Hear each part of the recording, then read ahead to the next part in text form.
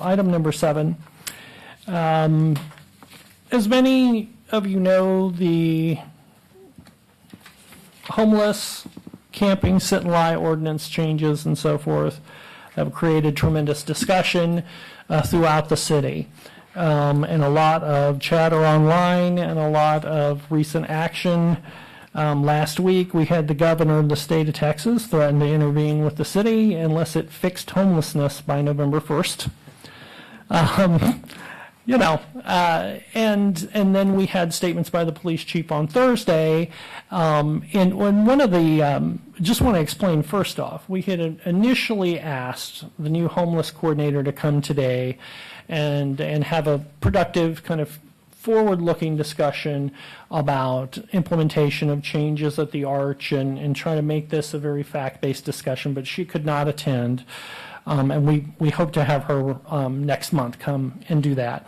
And then when the chief made his statements on Thursday, we tried to get him to come today, and just because that made a lot of news Thursday, and we wanted to clarify some of those things, but he had a pre-scheduled hearing today, and he could not come. So we just thought it was worthwhile to discuss these items.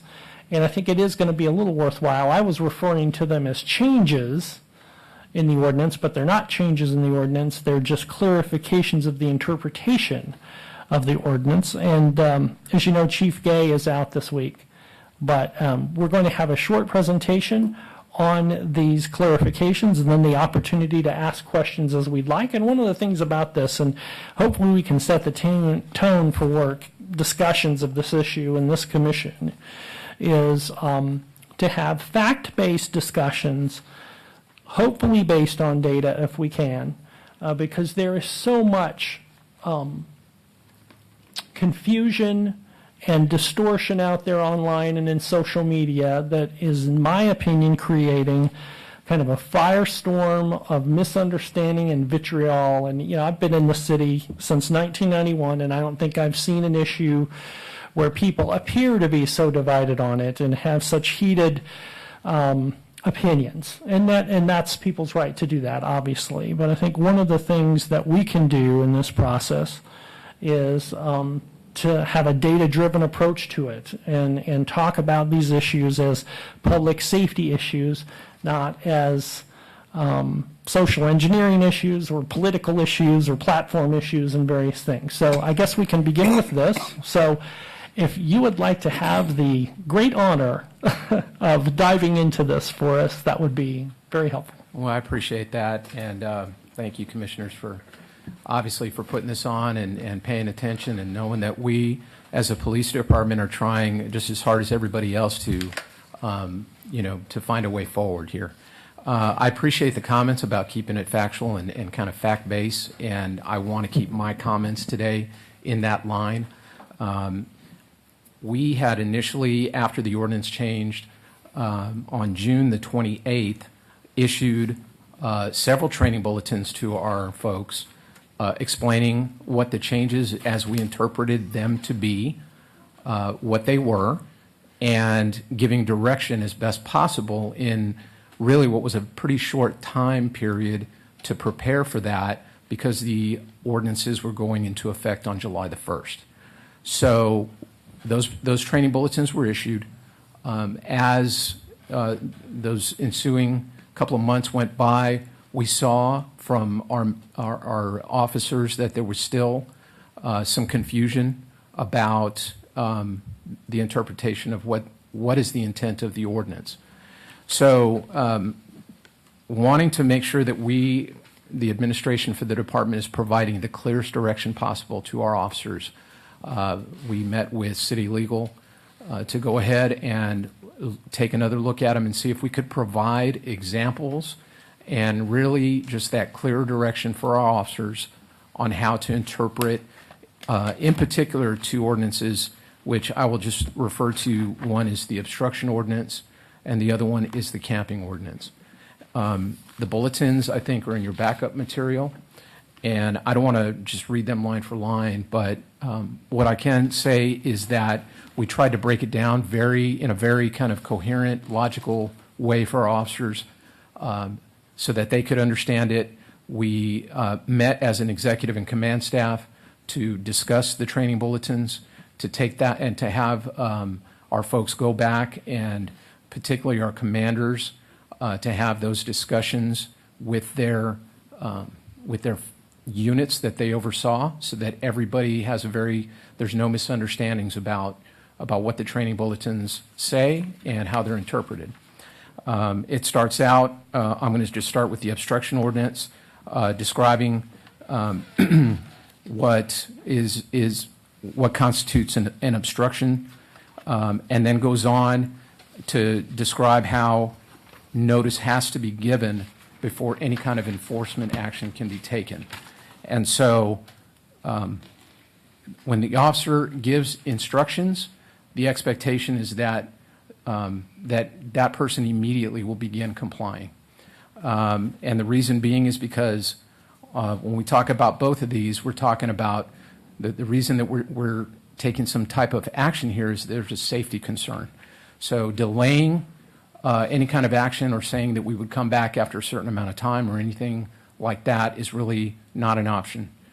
And we do, however, give people a reasonable amount of time to comply. As long as we see that the compliance has begun, they are given an ample period of time to either end, in this case, the obstruction, whatever that is, or in the camping ordinance, to be able to deconstruct their campsite, take down tents, move items, collect items, so that they can be taken.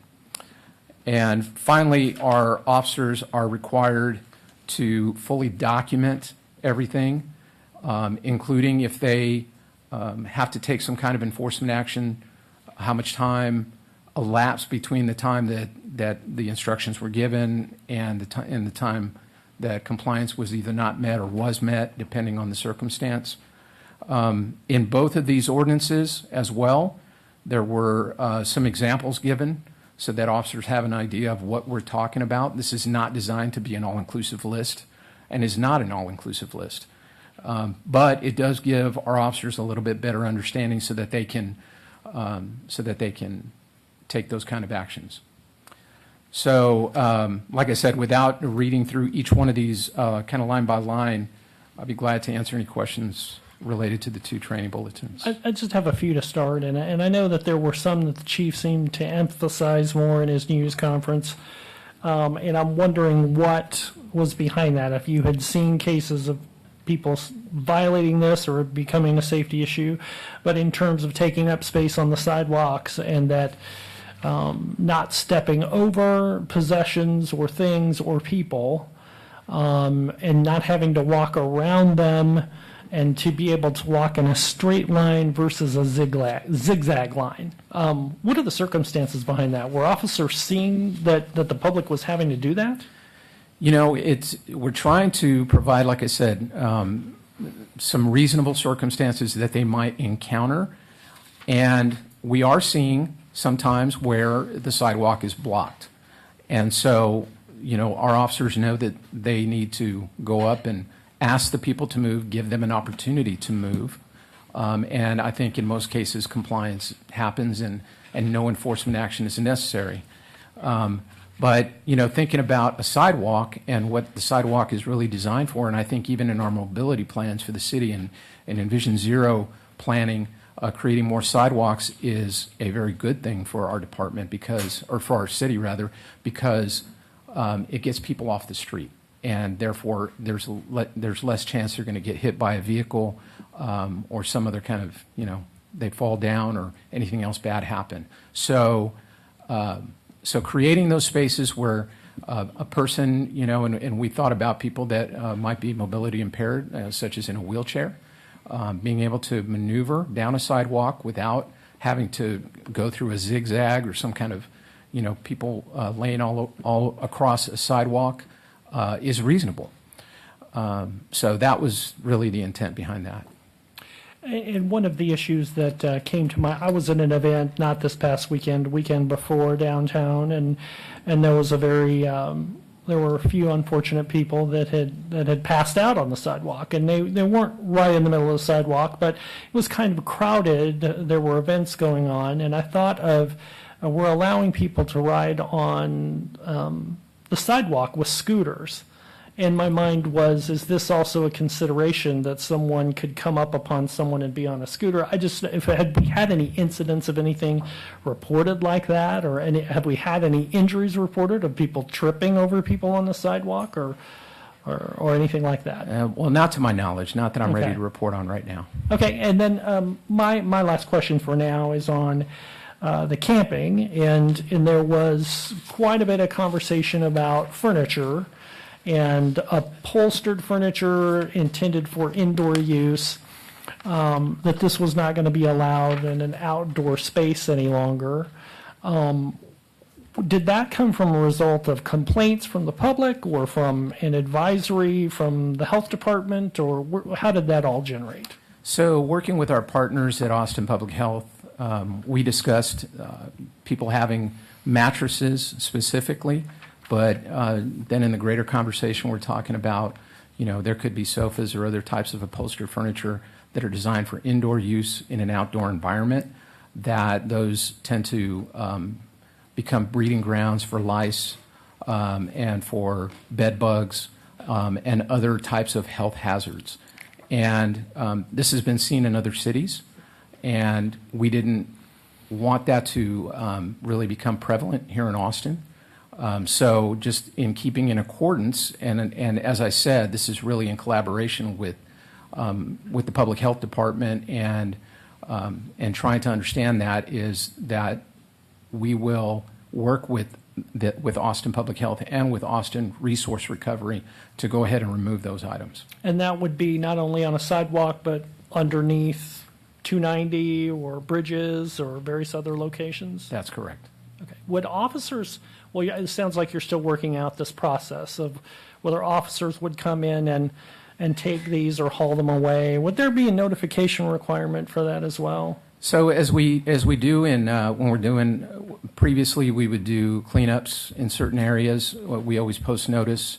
In this case, we'll try to give the notice that we can, and that's through these type of public hearings, so that people have awareness. When the chief did his press conference, so that people have an awareness. But if we deem it at that moment to be a health hazard, the people will be notified. Of course, I don't think that Austin Resource Recovery or the code department has the resources for, a quote unquote an emergency response to come out in that moment and be able to remove those items. So we're working with those departments now to figure out how that would be accomplished, how that's going to be done.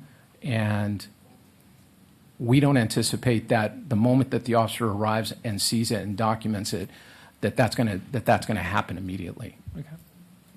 All right. That's my questions for now. Commissioner Harris. Sure. Yeah. So speaking of the cleanups, so I noticed, I think there's been some high-profile underpasses that have been where a lot of folks, things have been taken. There's been cleanups of those areas, and so I just want to understand a little bit more about the policy as it relates to undertaking those. You mentioned about postings, and I'm just wondering about the amount of notice that's given to folks that are out there. My understanding is that there's trash bags that are given to folks to store their possessions in. I don't know if you can just speak to the general process that goes along with those, if there is a standard process, and if you can speak to that. I really can't because I don't directly oversee those units that perform those, but we could certainly get them back here at a future meeting. Okay. Yeah, that'd be great. Yes. Yes. So, Commissioner Chief, Weber. I have concern about one line that appears in both training bulletins, which says that a reasonable amount of time to comply is the minimum amount of time necessary to comply. And we use reasonable a lot, in legal terms, and we often talk about what an ordinary person, a regular person could do versus the situation that you actually encounter. So I was hoping you could just speak more to, the minimum amount of time necessary for me to possibly, move something out of the sidewalk might be different than someone experiencing homelessness who's dealing with a lot of other issues. And so can you just talk about what you're training the officers with regards to the minimum amount of time? Sure. And, the term that we use most commonly with our officers is common sense and good judgment. That's foundational for our officers, taught at the academy and going forward, is we cannot legislate or make policy on every single instance that you are going to encounter out in the field, and nor should we. We hire good, smart people and ask them to make decisions every single day. So we talk to them about using their discretion, using their best judgment, and using their experience to determine what a reasonable amount of time is. And we have found that our officers will really go out and give people a good amount of time. The officer does not want to go out and make an arrest or issue a citation. So if they can give a person, as long as they see that they're complying, they're going to give them a reasonable amount of time to do so. And I really like the way you answered that, because there has been a lot of discussion online about how these ordinances are vague or nebulous, and that our officers have to make judgment calls every day, all day long, right? And like you said, they get trained, they get selected as people who have good common sense and good judgment, and that's what we trust them to do. And so I really, I like the way that you're saying that. Like, this is their job, right, to make these judgment calls. And I think another piece of it just has to be compassion, right? And we just speak to that. It's not about, throwing away someone's possessions, but rather approaching a human being with compassion and notifying them that they're going to need to move and giving them a reasonable amount of time for that person to move. Absolutely. And I can tell you, just talking with our downtown area command officers that work with the homeless on a daily basis, is that they know them. They know their names. They know their circumstances. They interact with them on a daily basis, and they have compassion for these individuals. And they're trying to do what is being asked of them under the circumstances in the best way that they know how. So I appreciate your comments, Commissioner, and I know our officers do as well. Anything else? Any other questions? Do you have something? I just wonder, how that conversation typically goes, because, they are where they are because they're homeless, and if you're telling them to move, like, where exactly, how would you guide them to be in a safer spot, or how might the officer guide them to additional resources? Maybe it is medical or something, but I just feel like there's, again, that compassion piece, that is missing, and I know it's not going to be in the policy, but is that also something that you're trying to train your officers to incorporate? We are. And not only to train our officers, but have our officers train the homeless population. So we don't direct people where to go, but what we do is tell them and explain to them as best possible why it is that they're violating the ordinance, so that they can understand this is the part that I can't do, and they can find someplace where they won't be violating it. And so those, yes, it's a very difficult situation, but we're put in a position to enforce the ordinance, so we're just making sure that people aren't violating it, and as so long as they're not, then hopefully they can find a place. Any other questions? Yes. With respect to the obstruction ordinance, you said that you have seen people blocking sidewalks on occasion.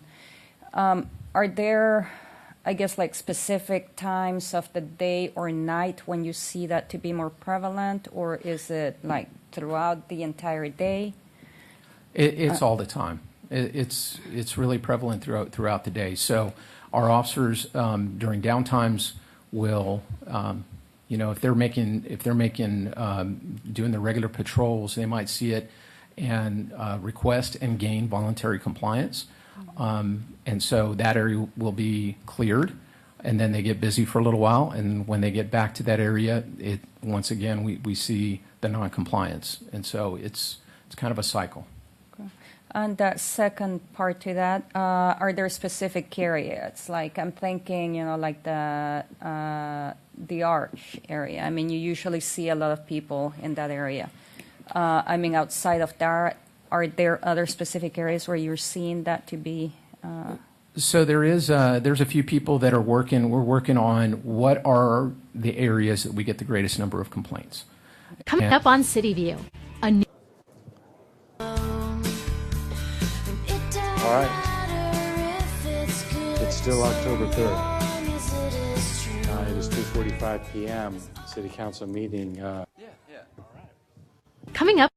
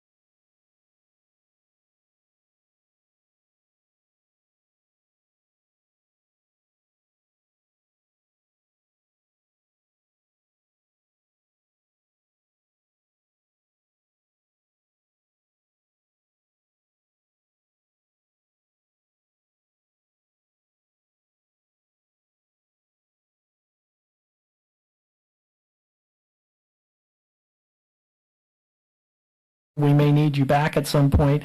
I will say, as the last item here on the agenda about future agenda items, we would really like the chief to come next month for a number of reasons. One, his statement last week, but this will also follow the state intervention that could possibly happen on November 1st. So there may be quite a bit to update us on how that, if there's coordination that occurs with the state or what does and does not happen. So we'll try to reserve a spot on the calendar for next month for the chief to come, because there's just basically questions that we really can't ask anyone but the chief. So thank you very much.